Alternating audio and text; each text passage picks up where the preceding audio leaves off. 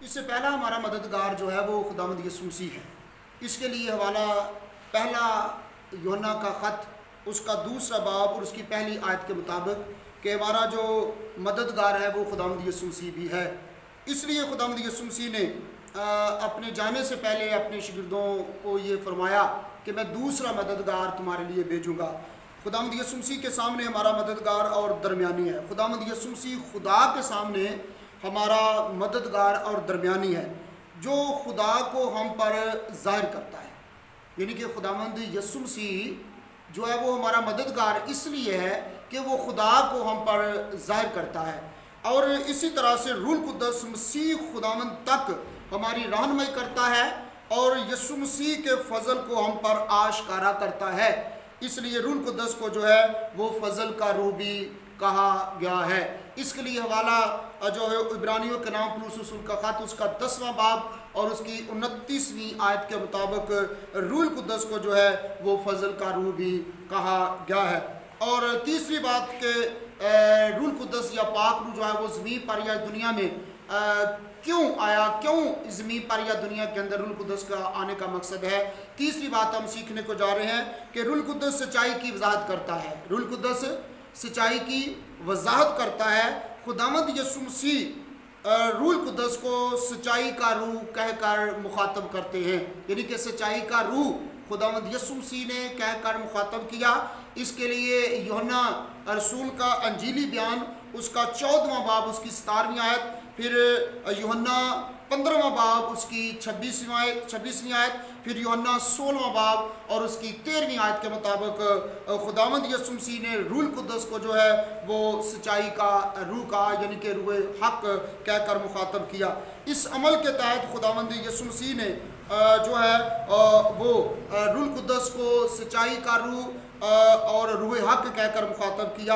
اس عمل کے تحت روح القدس ہمیں یسوع مسیح کی باتیں یاد دلاتا ہے، اور اس عمل میں روح القدس یسوع مسیح کی باتیں ہماری یادداشت میں لاتا ہے، یعنی کہ جو کچھ یسوع مسیح نے فرمایا، یسوع مسیح نے ہمیں کہا، ان کی یادداشت ہمیں دلاتا ہوا نظر آتا ہے۔ اس کے لیے یوحنا 14ویں باب کی 26ویں آیت میں بیان ہے۔ اگر آپ پڑھنا چاہیں تو آپ اس حوالہ جات ان حوالہ جات کو پڑھ بھی سکتے ہیں۔ اور ایمانداروں کی رہنمائی سچائی کی طرف کرتا ہے۔ روح القدس کا کام یہ بھی ہے کہ وہ ایمانداروں کی رہنمائی جو ہے وہ سچائی کی طرف کرتا ہوا نظر آتا ہے۔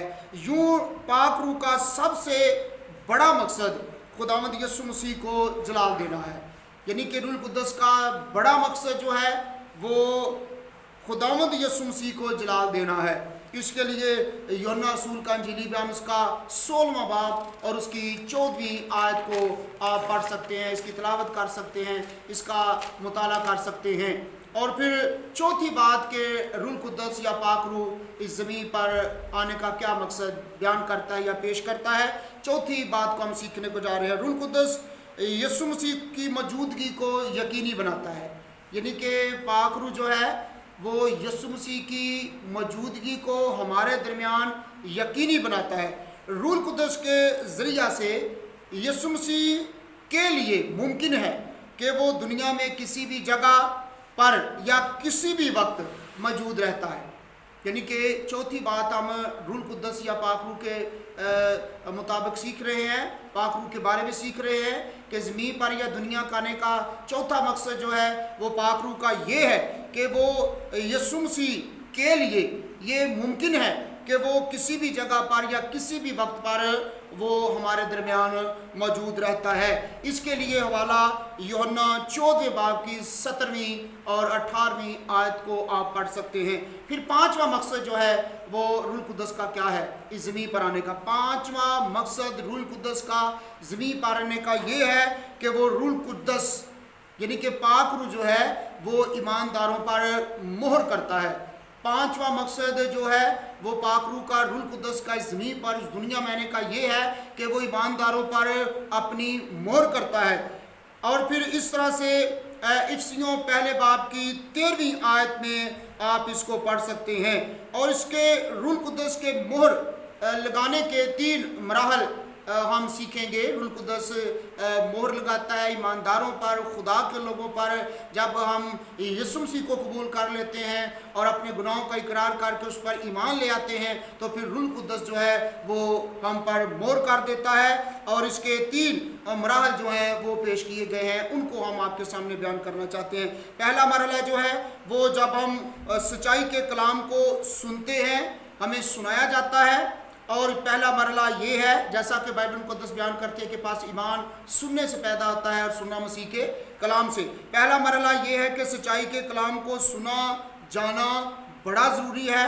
और दूसरा मरहला ये है कि सुनकर ईमान लाना बड़ा ज़रूरी है। और तीसरा जो मरहला है वो है रूह कुदस फिर मोहर लगा देता है। पहले हम खुदा के कलाम को सुनते हैं और फिर उसके बाद सुनकर ईमान लाते हैं, और जो ही हम ईमान लाते हैं तो फिर रूह कुदस हम पर अपनी मोहर कर देता है। क्योंकि मोहर लगाना किसी चीज़ की ज़मानत समझा जाता है। मोहर का इस्तेमाल कानूनी तौर पे, कारोबारी तौर पे, जंगी महादों में और लिखे हुए महादों को यकीनी बना देता है। यानी कि मोहर जो है वो एक बहुत बड़ा सबूत है कि कामों को साबित करना या ज़ाहिर करना। मोहर किसी शख्स के कब्ज़ा को साबित करती है। मोहर हर एक लिहाज से ये साबित करती है कि वाकया ही ये काम बिल्कुल दुरुस्त है, ये काम बिल्कुल दुरुस्त है, बिल्कुल ठीक है। इसलिए रूह कुदस की मोहर ईमानदारों पर खुदा के इख्तियार को ज़ाहिर करती है। जब हम यीशु को कबूल करते हैं, ईमान लाते हैं कलाम के सुनने के सबब से, तो फिर रूह कुदस हम पर मोहर कर देती है। और मोहर करने से मुराद ये है कि फिर हम खुदा के इख्तियार को ज़ाहिर करते हैं। और फिर खुदा ने हमको हमारी गुनाह आलूदा ज़िंदगी से ख़रीदा। क्यों मोहर करती है? क्योंकि खुदा ने हमें हमारी गुनाह आलूदा ज़िंदगी से ख़रीदा अपने बेटे यीशु मसीह के खून के बहाए जाने के सबब से। उसके सलीब पर कफ़ारा या फिदिया देने के सबब से जो है वो खुदावंद यीशु मसीह ने हमें ख़रीद लिया। इसके लिए जो है इफिसियों पहले बाब की 7वीं आयत और फिर पहला कुरिन्थियों 6 बाब की 20वीं आयत को भी आप देख सकते हैं कि रूह कुदस हम पर मोहर करता है या लगाता है, क्योंकि हमको जो है वो गुनाह आलूदा ज़िंदगी से खुदावंद यीशु मसीह ने ख़रीद लिया है। इसी तरह से रूह की मोहर किसी भी ईमानदार की अब्दी निजात की ज़मानत को पेश करती है। यानी कि रूह कुदस की मोहर जो है वो इस बात को ज़ाहिर करती है कि हमें अब्दी निजात मिल चुकी है, हमें हमेशा की ज़िंदगी हासिल हो चुकी है यीशु मसीह को कबूल करने के सबब से। उसकी अंजील के सबब से नई पैदाइश हासिल करने के बाद जो है वो हमें हमेशा की ज़िंदगी की ज़मानत मिल जाती है। इसलिए रूह कुदस ईमानदारों पर, खुदा के लोगों पर मोहर कर देता है।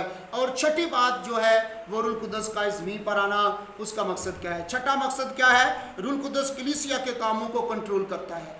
जो छठा मकसद है पाक रूह का इस दुनिया में आने का, वो है कि कलीसिया के कामों को कंट्रोल करना। रूह कुदस यानी पाक रूह यीशु मसीह की मौजूदगी को हमारे दरमियान लाता है।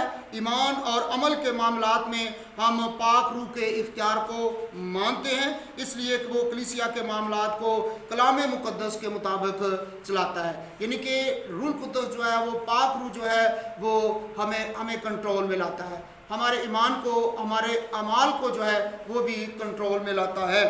कलाम के मुताबिक अंजील की मुनादी करने के मामले में कलीसिया दुआ और रोज़े के ज़रिए पाक रूह की रहनुमाई हासिल करती है। जब हम दुआ करते हैं या हम जब रोज़ा रखते हैं तो फिर भी रूह कुदस पाक रूह हमारी रहनुमाई और मदद करता है। ईमाल 13वें बाब की पहली आयत से 4थी आयत तक आप इस बात को देख सकते हैं, पढ़ भी सकते हैं कि अंजील की मुनादी करने के मामले में और फिर दुआ के मामले में, रोज़ा रखने के मामले में और रूह कुदस इस तरह से हमारी रहनुमाई करता है। हमने कैसे अंजील की मुनादी करनी है, हमने कैसे दुआ करनी है और हमने कैसे खुदा की खिदमत के काम को अंजाम देना है, किस तरह हमने तौबा करने के बाद, नई पैदाइश हासिल करने के बाद जो है वो अपने ईमाल को दुरुस्त करना है। इसके लिए पाक रूह हमारी मदद और रहनुमाई करता है। ईमाल 13वें बाब की पहली 4 आयत और फिर ईमाल 20वें बाब की 28वीं आयत भी इस बात को बयान करती हुई दिखाई देती है। इसलिए खुदा के खादम कलीसिया में रूल कुद्दस के नुमाइंदे हैं। रूल कुद्दस कलीसिया के कठिन मसाइल को हल करने और कलीसिया को यकजा रखने में भी किरदार अदा करता है। पाक रूह का सिर्फ एक ही काम नहीं इस ज़मीन के अंदर या इस दुनिया में या हमारे दरमियान, कलीसिया के दरमियान, पाक रूह जो है वो कदम ब कदम हर काम में जो खुदा की तरफ से हमें अता किया जाता है हमारी रहनुमाई करता है, हमारी मदद करता है, हमारी मदद फरमाता रहता है। इसलिए हमें इस बात को तस्लीम करना है कि पाक रूह हमारे लिए वाक़या बड़ा ही अहम तरीन है। हमें इस बात को मानना चाहिए क्योंकि पाक रूल कुद्दस जो है वो हमारी ज़िंदगियों के लिए, हमारे बदनों के लिए, हमारी खिदमत के लिए, हमारे घर घरानों के लिए, हमारे कामों, हमारे ईमान के साथ साथ ईमाल के साथ साथ भी बड़ा अहम तरीन है। पाक रूह को इसी तरह से हम ईमाल 15वें बाब की पहली आयत से 29वीं आयत तक इन सारी बातों के बारे में हम पढ़ सकते हैं, हम मुताला कर सकते हैं, तिलावत कर सकते हैं, सीख सकते हैं और दूसरों को सिखा भी सकते हैं। रूल कुद्दस खुदावंद यीशु मसीह का नुमाइंदा है और हम जो कलीसिया या खादम हैं वो रूल कुद्दस के नुमाइंदे हैं। पाक रूल कुद्दस यीशु मसीह की नुमाइंदगी करता है और हम जो खादम हैं यानी कि हम पाक रूह की नुमाइंदगी करते हैं, रूल कुद्दस की नुमाइंदगी करते हैं क्योंकि हम पाक रूह के नुमाइंदे हैं। हम पाक रूह की मदद से जो है वो खिदमत के काम को करते हैं, अंजील की मुरादी करते हैं, दुआ करते हैं और फिर ईमान रखते हैं और ईमान के बाद ईमान में जो है वो पाक रूह हमारी मदद करता रहता है। यूँ हम आगे बढ़ते हैं। और सातवां जो मकसद पाक रूह का इस दुनिया में आने का ये है कि वो हमें ख़ास तहाफ़ देता है। अब ये बात आ गई है कि पाक रूह का, रूल कुद्दस का इस दुनिया में आने का सातवां जो मकसद है वो है कि पाक रूल कुद्दस ईमानदारों को तोहफ़े देता है, गिफ्ट देता है, मुख्तलिफ जो है वो हमें तोहफ़े अता करता है। पुराने अहदनामा में भी रूल कुद्दस ने ख़ास शख्सियात को बहुत से तोहफ़े दिए हैं। पुराने अहदनामा में भी पाक रूह ने, रूल कुद्दस ने बहुत से इश्खास को जो है वो ख़ास तौर पे तोहफ़े दिए हैं और गैर मामूली ताकत से भी नवाजा है ताकि इसराइल को जो है वो गैर कौमों से छुड़ाया जाए। और इसके लिए जब हम गुतनीएल के बारे में पढ़ते हैं कज़ात 3 बाब की 10वीं आयत के मुताबिक, तो गुतनीएल को भी खुदा ने बड़ी गैर मामूली कुव्वत दी, बड़ी ताकत दी। और उसके बाद जदाऊन के बारे में भी हम सीखते हैं कज़ात 6 बाब की 34वीं आयत, कज़ात 6 बाब की 34वीं आयत में जदाऊन के बारे में हम सीखते हैं। फिर हम इफ्ता जलादी के बारे में सीखते हैं कज़ात 11वें बाब की 29वीं आयत में। और फिर समसून के बारे में हम सीखते हैं कज़ात 15वें बाब की 14वीं आयत में कि इन इश्खास को मर्दाने खुदा को पाक रूह ने जो है वो बड़ी कुव्वत बख्शी, बड़ी ताकत बख्शी, यानी कुव्वत और ताकत के जो है वो तोहफ़े दे रखे थे। और इन्होंने, गुतनीएल ने, जदाऊन ने, इफ्ता जलादी ने और समसून ने जो है वो बनी इस्राएल कौम को गैर कौमों से छुड़ाया और खुदा ने वाकई ही इन्हें गैर मामूली कुव्वत से नवाजा। और फिर इस तरह से पुराने अहदनामे ही में पाक रूह जो है, रूल कुद्दस जो है वो बहुत से लोगों को नबूवत करने की भी कुदरत देता है।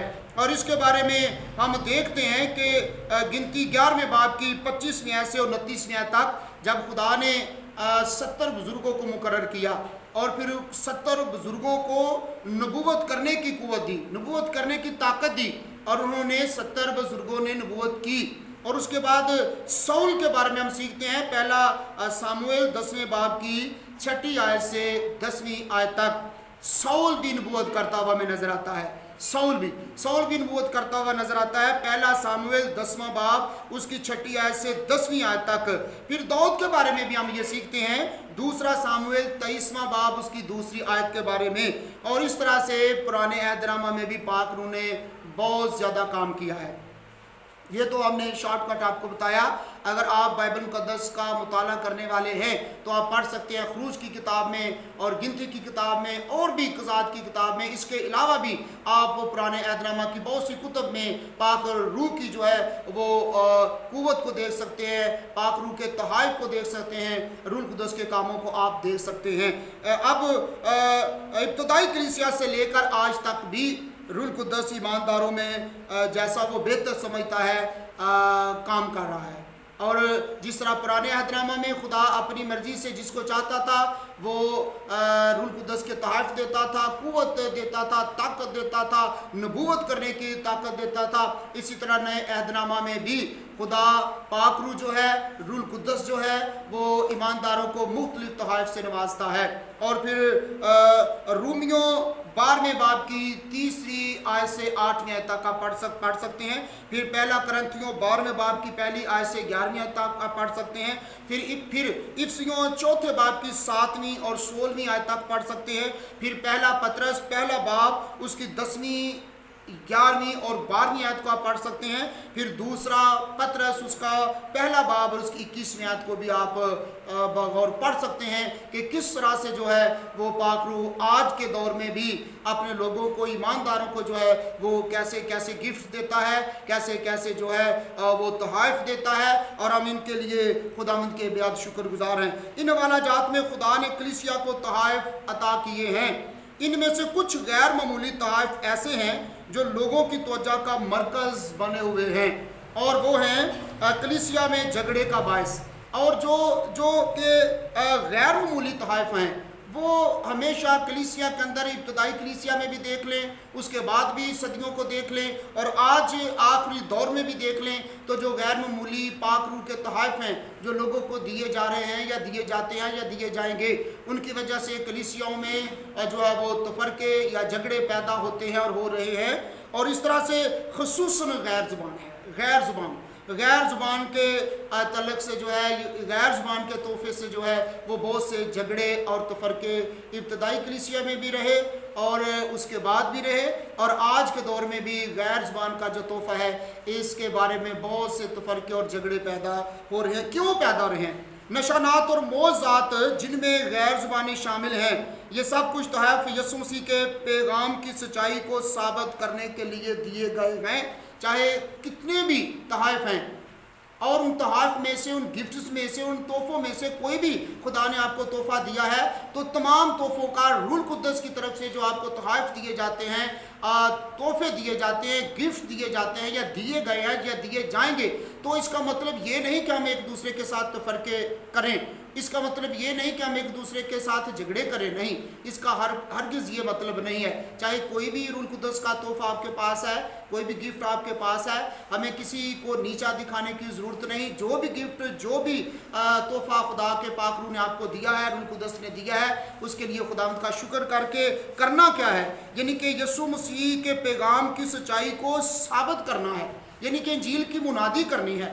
اس کے لیے حوالہ پہلا کرنتھیوں 14ویں باب کی 21ویں اور 22ویں آیت آپ پڑھ سکتے ہیں. یعنی کہ پہلا کرنتھیوں کا خط اس کا 14واں باب اور اس کی 21ویں اور 22ویں آیت میں یہ سب آپ کو ملے گا, رقم کیا ہوا, لکھا ہوا, بیان کیا ہوا آپ کے سامنے آپ پڑھ سکتے ہیں. پھر غیر زبانوں میں بولنا بے ایمانوں کے لیے ایک نشان ہے تاکہ وہ سمجھ سکیں, اور شفا دینے کا بھی غیر ایمانداروں کے لیے استعمال کیا گیا ہے. یعنی کہ یہ جو 2 تحائف ہیں روح القدس کی طرف سے ہم کو دیے گئے ہیں, یعنی کہ غیر زبان بولنا اور دوسرا شفائیں بانٹنا, اور پھر یہ زیادہ تر جو ہیں یہ جھگڑے اور تفرقے پیدا کرتے ہیں. اور جن کے پاس یہ نعمتیں ہیں ہمارے پاس, ہمیں چاہیے کہ ہم خداوند کا شکر کریں, اور پھر اگر ہمارے پاس نہیں تو خداوند سے مانگیں, نہ کہ تفرقے پیدا کریں, نہ کہ جھگڑے پیدا کریں. جو بھی نعمت روح القدس نے ہمیں دے رکھی ہے, ہم خداوند کا شکر کرتے ہوئے انجیل کے ساتھ ہمیشہ وفادار رہیں. اور پھر خاص طور پر یہودیوں کے درمیان جو نشان مانگتے تھے تاکہ ان کے ضمیر تک رسائی حاصل کی جا سکے, اور وہ خدا کے کلام کو جو پیش کیا جا رہا تھا اس کی تصدیق کریں. اور آج کی کلیسیا میں کسی کے پاس غیر زبان کا تحفہ ہے تو وہ خدا کا شکر کرے, اگر نہیں تو زبردستی غیر زبانیں نہ بولیں پلیز.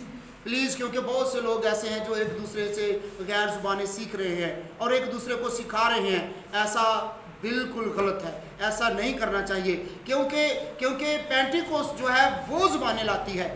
پینٹیکوسٹ کے ذریعے زبانیں نازل ہوئی، نہ کہ زبانوں کے ذریعے سے پینٹیکوسٹ نازل ہوتا ہے. یاد رکھیے گا، اگر آپ کو غیر زبان کی نعمت ملی ہے تو دا بیسٹ آف لک. اگر نہیں ملی تو ضروری نہیں کہ آپ زبردستی سے بولیں یا کسی سے سیکھیں. مہربانی کر کے نہ کسی سے غیر زبان سیکھیں اور نہ کسی کو سکھائیں، کیونکہ یہ خدا کا بڑا ہی غیر معمولی تحفہ ہے. اور اگر نہیں تو خداوند سے مانگیں، لیکن سیکھنے اور سکھانے کی کوئی ضرورت نہیں ہے. ہمیں کوئی ضرورت نہیں کہ ہم زبردستی غیر زبانیں بولیں.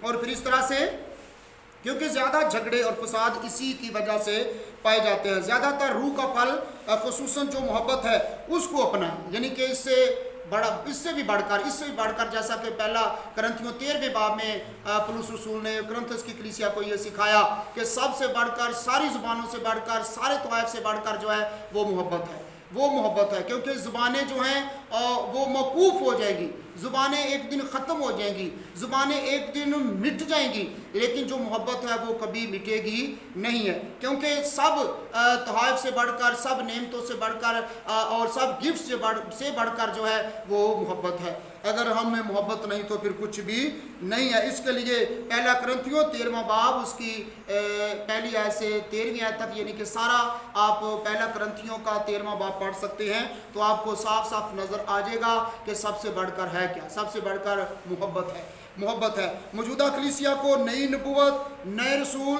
اور نئے طریقے سے موضوعات کرنے والوں کی ضرورت ہرگز نہیں ہے. سنیے گا، ایک بار پھر میں دہرائے دیتا ہوں کہ موجودہ دور میں، موجودہ کلیسیا میں ہمارے درمیان کوئی نئی نبوت، نئے رسول، نئے طریقے سے نئے موضوعات کرنے والوں کی ضرورت ہرگز نہیں ہے. کلیسیا کو جس چیز کی ضرورت ہے وہ ہے سب سے بڑھ کر کلیسیا خدا کے کلام کی طرف لوٹ آئے.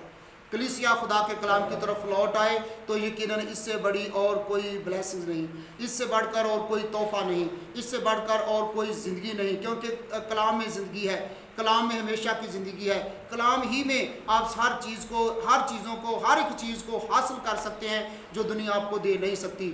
ہمیں سب سے بڑھ کر اس دور میں، آخری دور میں رہتے ہوئے، ہم سب کو، کلیسیا کو، عالمگیر کلیسیا کو، خادموں کو جو ہے، ہم سب کو خدا کے کلام کی طرف لوٹ آنے کی ضرورت ہے.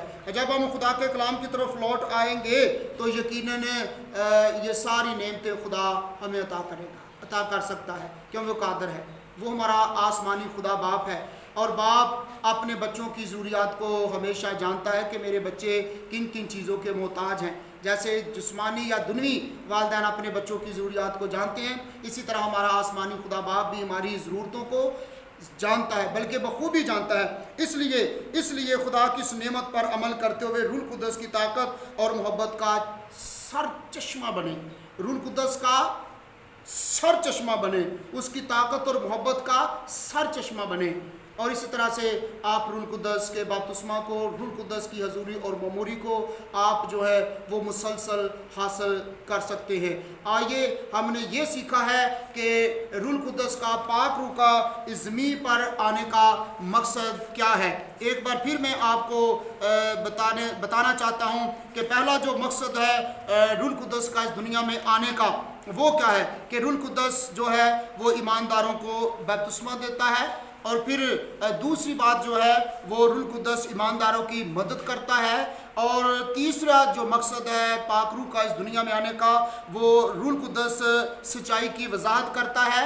اور چوتھا مقصد جو ہے وہ روح القدس کا اس دنیا میں آنے کا، وہ یسوع مسیح کی موجودگی کو ہمارے درمیان یقینی بناتا ہے. اور پانچواں جو مقصد ہے خداوند یسوع مسیح کے بعد روح القدس کا اس دنیا میں آنے کا، وہ ایمانداروں پر مہر کرتا ہے. اور پھر چھٹا مقصد جو ہے وہ روح القدس کا اس دنیا میں آنے کا یا زمین پر آنے کا، تو وہ ہے کلیسیا کے کاموں کو کنٹرول کرنا. اور چھٹا اور آخری جو مقصد ہے روح القدس کا یا پاک روح کا اس دنیا میں آنے کا، وہ ہے کہ وہ ہمیں خاص تحائف عطا کرتا ہے. اور آئیے ہم ان سارے مقاصد کو اپنی زندگی میں لیں اور خدا سے کہیں کہ آپ اپنے پاک روح کی رہنمائی اور مدد ہمارے لیے اور زیادہ کثرت سے دیں۔ ابھی تک جنہوں نے جو ہے وہ روح القدس کی حضوری کو، معموری کو نہیں حاصل کیا، وہ خداوند سے مانگے، کیونکہ لکھا ہے کہ اگر کسی میں حکمت کی کمی ہے تو وہ ضرور خدا سے مانگے۔ اگر ابھی تک آپ کو پاک روح کی رہنمائی حاصل نہیں تو خدا کے کلام کو سنیے گا، خدا کے کلام کو قبول کیجیے گا، خدا کے کلام کو قبول کیجیے گا۔ جو ہی آپ خدا کے کلام کے مطابق، کیونکہ جیسا میں نے پہلے بتایا ہے کہ لکھا ہے کہ پاس ایمان سننے سے پیدا ہوتا ہے اور سننا مسیح کے کلام سے۔ جب آپ خدا کے کلام کو سنیں گے، قبول کریں گے، اور پھر اس کے بعد پاک روح آپ پر مہر کرے گا اور آپ جو ہیں وہ روح القدس کی رہنمائی میں آ جائیں گے، روح القدس کے بپتسمے کو حاصل کریں گے، پھر روز بروز ہر روز جو ہے وہ روح القدس کی حضوری اور معموری میں بڑھتے چلے جائیں گے۔ آئیے پاک روح کو حاصل کریں اور خدا کے فرزند بنیں اور اس کی بادشاہی کے وارث ہو۔ خدا اس کلام کے بدلے سب کو کثرت کی برکت دے، آمین۔